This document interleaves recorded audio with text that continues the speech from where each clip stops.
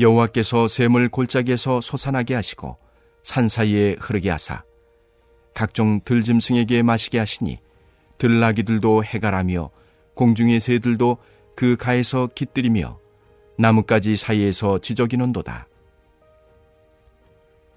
그가 그의 누각에서부터 산에 물을 부어주시니 주께서 하시는 일의 결실이 땅을 만족시켜 주는도다. 그가 가축을 위한 풀과 사람을 위한 채소를 자라게 하시며 땅에서 먹을 것이 나게 하셔서 사람의 마음을 기쁘게 하는 포도주와 사람의 얼굴을 윤택하게 하는 기름과 사람의 마음을 힘있게 하는 양식을 주셨도다. 여호와의 나무에는 물이 흡족하며 곧 그가 심으신 레바논 백향목들이로다. 새들이 그 속에 깃들이며 학은 잣나무로 집을 삼는도다. 높은 산들은 사냥을 위하며 바위는 너구리의 피난처로다. 여호와께서 달로 절기를 정하시며 해는 그 지는 때를 알도다. 주께서 흑암을 지어 밤이 되게 하시니 삼림의 모든 짐승이 기어 나오나이다. 젊은 사자들은 그들의 먹이를 쫓아 부르짖으며 그들의 먹이를 하나님께 구하다가 해가 돋으면 물러가서 그들의 굴 속에 눕고 사람은 나와서 일하며 저녁까지 수고하는도다. 할렐루야. 오늘도 말씀으로 하루를 여시는 우리 성도님들의 삶에 주님의 평안과 은혜, 찬양만이 가득하신 복된 삶 살아가시기를 간절히 소망합니다. 오늘 본문으로 구분된 시편 104편 10절에서 23절 말씀을 묵상하다 보면 참 아름답고도 생동감이 있는 장면들이 눈앞에 펼쳐지는 듯한 느낌을 가지실 것입니다. 골짜기에는 샘이 흘러내립니다. 그 물을 따라 들짐승들이 모여 물을 마십니다. 공중의 새들은 그 곁에 깃들어 소리를 냅니다.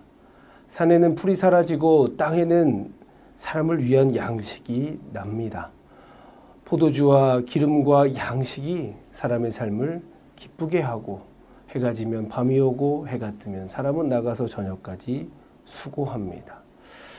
오늘 본문 속 이 장면들은 단순히 자연을 아름답게 묘사한 것이 아니라는 것을 우리는 또 기억해야 합니다.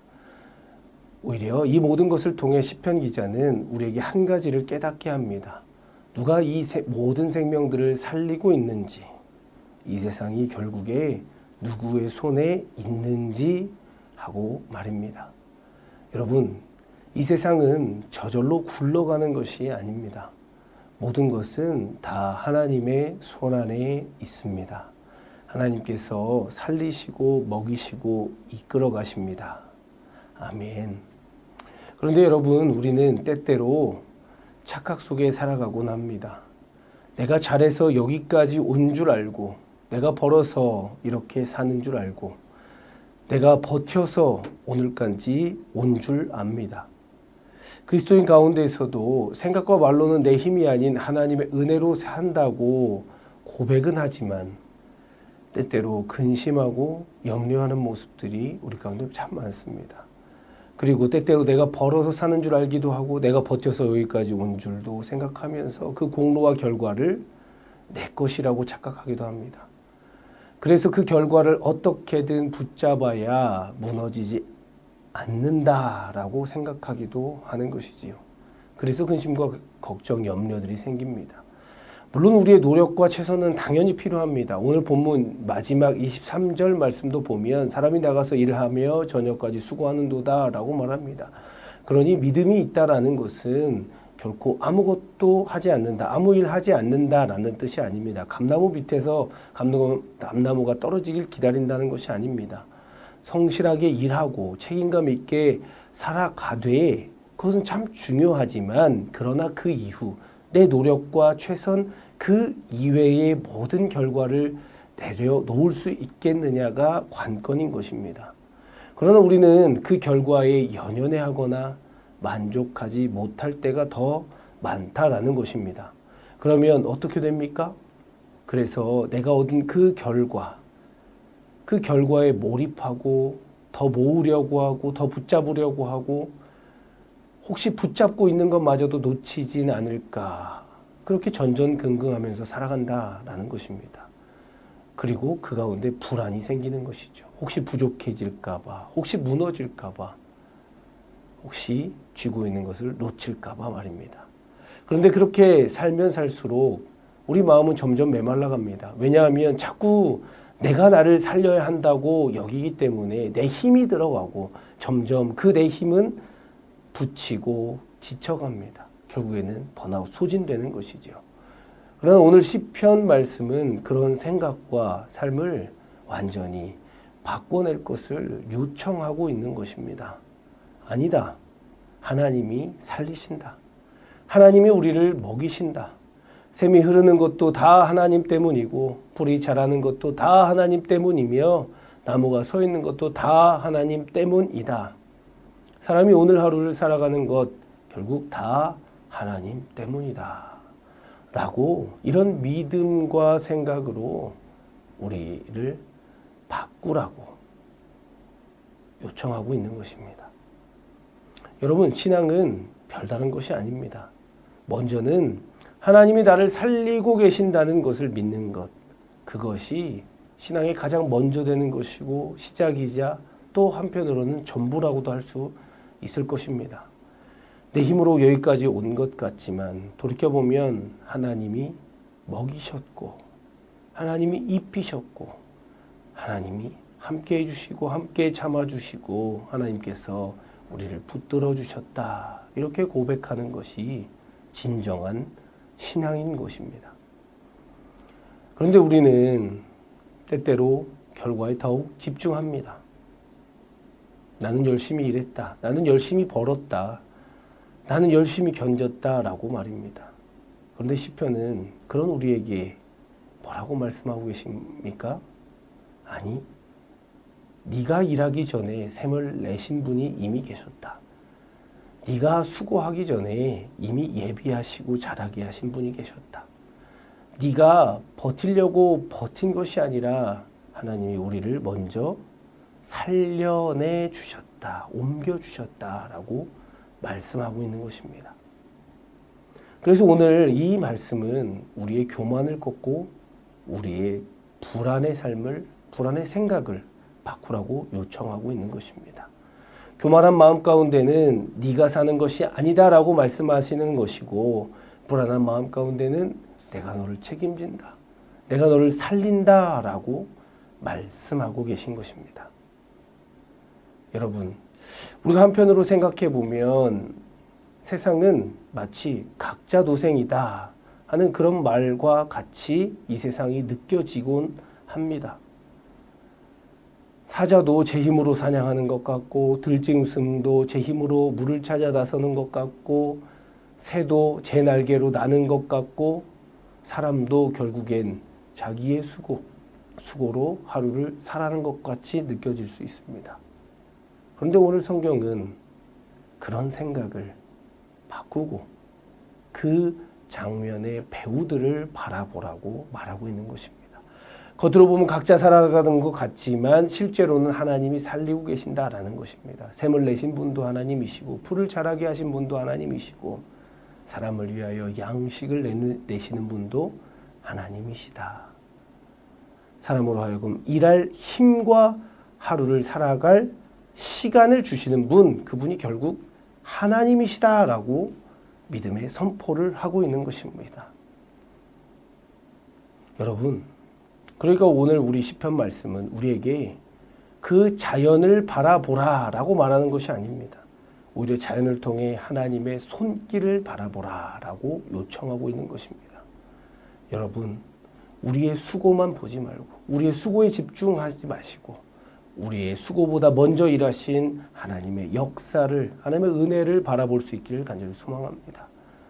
여러분, 바로 이것이 하나님의 역사를 인정하는 인생입니다. 하나님의 역사를 믿는 인생입니다. 바라옵기는 이런 하나님의 역사를 인정하시고 그 하나님의 역사 앞에 겸손히 내 삶을 내어 맡기셔서 그 하나님의 역사를 경험하시는 우리 성도님들 되시길 간절히 소망합니다. 여러분, 성경은 하나님을 의지하며 은혜로 사는 자와 내 힘을 의지하면서 사는 자의 차이를 분명하게 보여줍니다. 결론부터 말씀드리면 그 차이가 어디에 있습니까? 바로 불안에 있는 것입니다.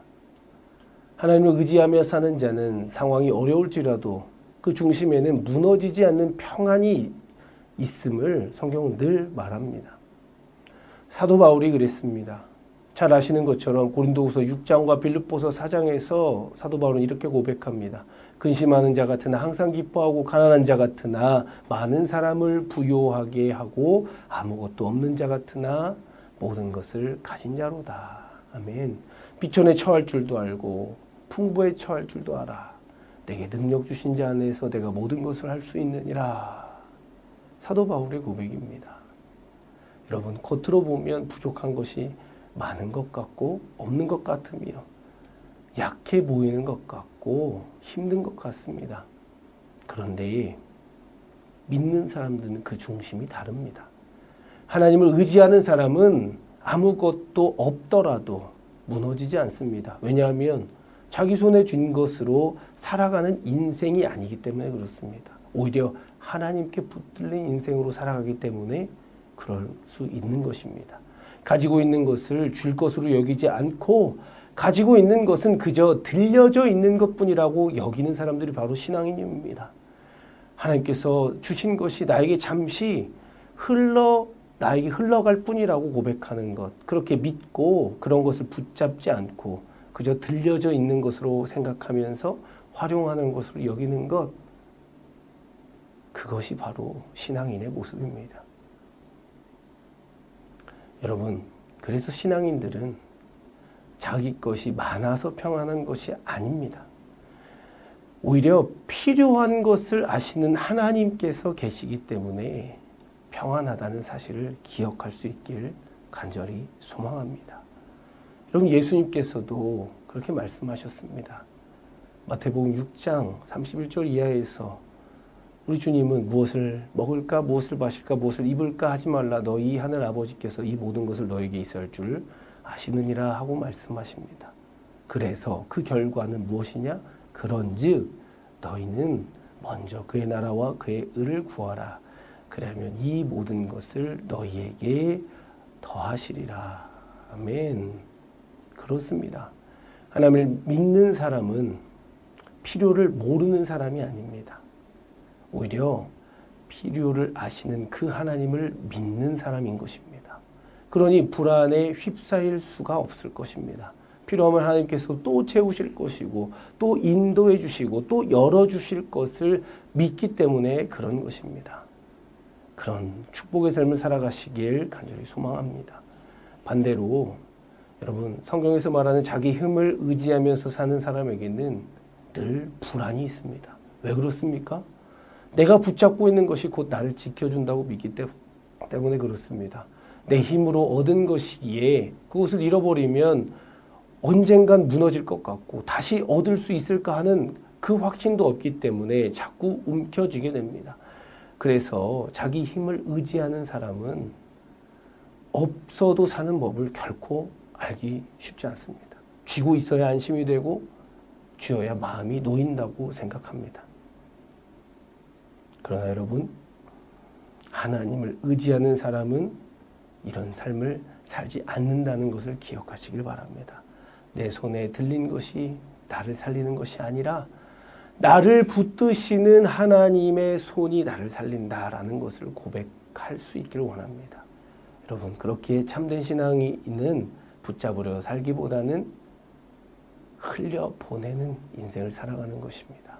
쌓으려고 불안한 인생이 살아가는 것이 아니라 나누고 베풀고 나에게 주신 것을 주님의 나라를 위하여 주님의 영광을 위해서 살아가는 사람들이 참된 신앙인의 모습입니다. 그렇게 살아갈 수 있기를 간절히 소망합니다. 여러분, 이제 말씀을 마치고자 합니다. 여러분, 오늘 시편 말씀은 우리의 신앙을 다시 한번 고백하게 합니다. 우리 창조주 하나님은 살아계십니다. 그리고 그분은 자기 백성들을 책임지시는 분이십니다. 이것을 믿으십시오라고 우리에게 요청하고 있습니다. 그런 믿음의 고백이 우리의 고백이 되기를 원합니다. 시편 23편 1절에서 시편 기자는 이렇게 말합니다. 여호와는 나의 목자시니 내게 부족함이 없으리로다. 아멘. 이 구절에 이 부족한 순간이 없다라는 것은 결코 모든 순간이 부족하지 않다라는 것이 아닙니다.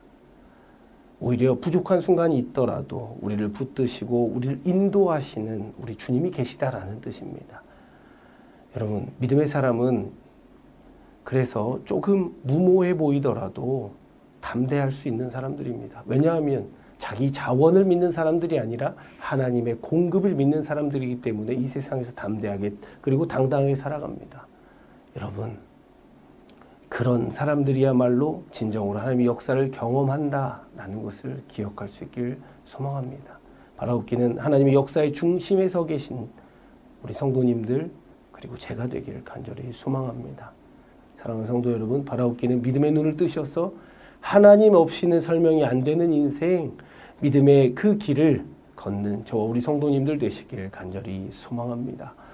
내 힘과 내 능력의 범위 안에 갇혀 사는 인생이 아니라 하나님 없이 설명할 수 없는